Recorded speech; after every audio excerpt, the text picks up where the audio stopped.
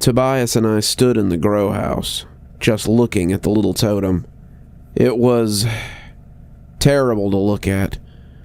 The screaming face, so intricately carved that there was no way a human hand had been responsible. I could see each individual tooth in its grimace, the pulsating veins in the bugged-out eyes, and read every line of anguish on its stone face. It was as if it had simply burst from the ground, fully formed in all its terrible beauty. And the longer I looked at it, the longer I believed it must be true.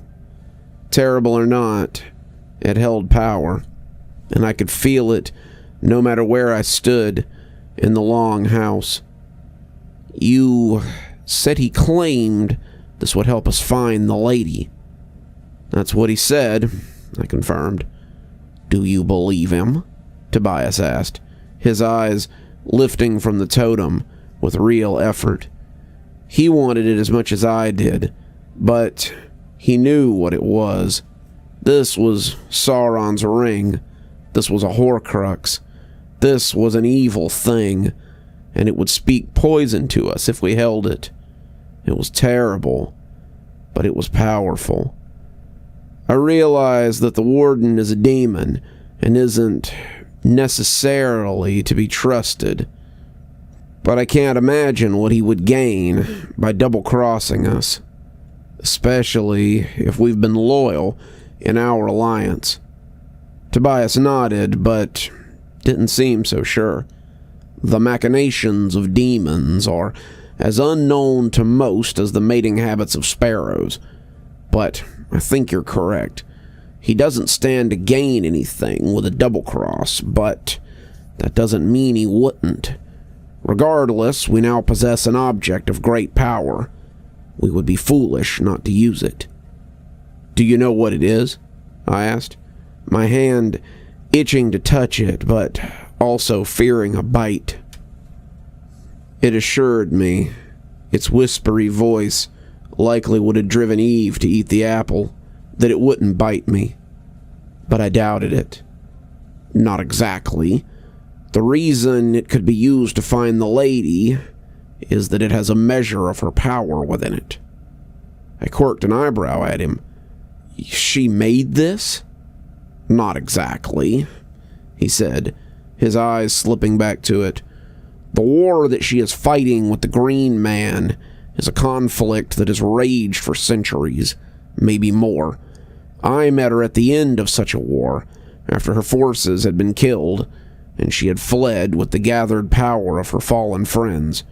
She told me about a battle that had taken seasons to complete, and in the end, he had defeated her. She had fled in the face of his army, her own gone, but in that fleeing, she had sundered the ground with her power, and he had struck that sundering instead of her. She said, for half a moment, she believed that the faces had appeared from the rock, faces full of terrible power and awful knowledge. I think this might be one of those stones, and I think it might contain some of their power. If that's the case, then it is quite possible it could be used to find her. It could also be used to free her. It could also simply lead you back to him. Who were you planning to send with it? Harper would be a good choice. She's very quick. Micah might work as well. He tends to be focused. It has to be me, I said, saying it before I could lose my nerve. Tobias inhaled deeply. What makes you say so? Other than Randy, I'm the only one who's been a part of this world for about 50 years. Whoever takes it will need to take a bus to Arkansas. There isn't enough time to go on foot. We may have a week before spring, and they will need to locate Randy as quickly as possible. I understand things like buying bus tickets and communicating realistically with people. It should be me. Tobias sounded exasperated, but not completely opposed. Your argument is sound. The next youngest Brandylow would have last been a person in 1975. But what happens if we are attacked while you're away? Your duty is to defend the park. A task that will be even more difficult if the lady isn't returned. A task that will be impossible if the Green Man burns the park to the ground while we are undefended. Tobias shot back. In that case, one Brandylow won't make a difference. If he hasn't cracked her yet, then he'll be working on her right up until the beginning of spring.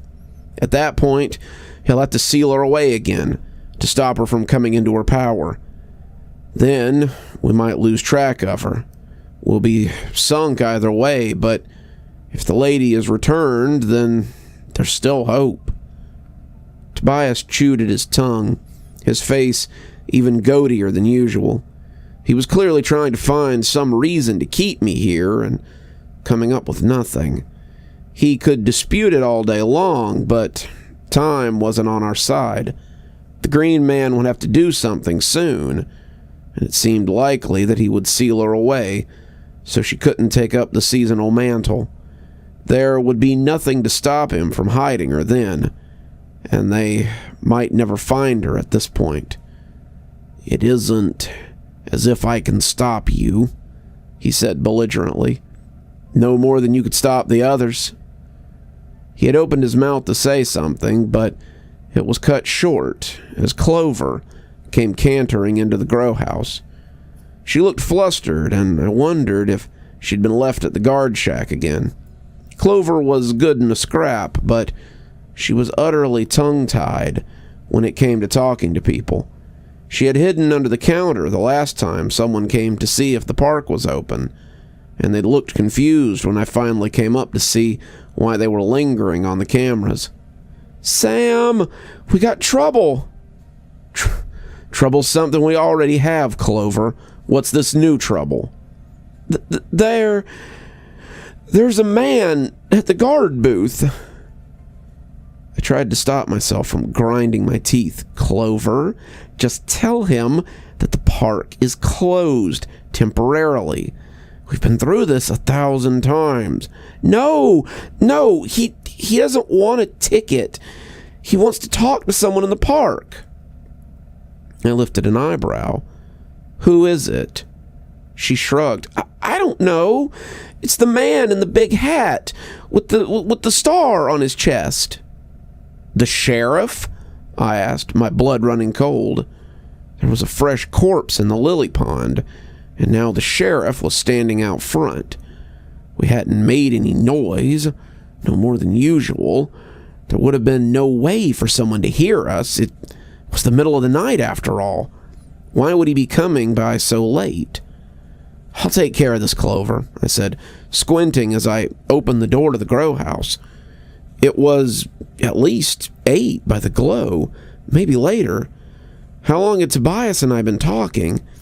It seemed like no time since I had drowned the young man in the pond and gone to see the warden. I checked my hands and clothes for blood and was glad to see that there was none. No sense going to greet a guest spattered in gore. Sheriff Guthrie was waiting by the gate, his hands stuffed into his pockets. Sheriff Guthrie always seemed to be the perfect match for the town of Cashmere. He was a down-to-earth country sheriff, amiable on the outside, but seemed to have his share of secrets on the inside.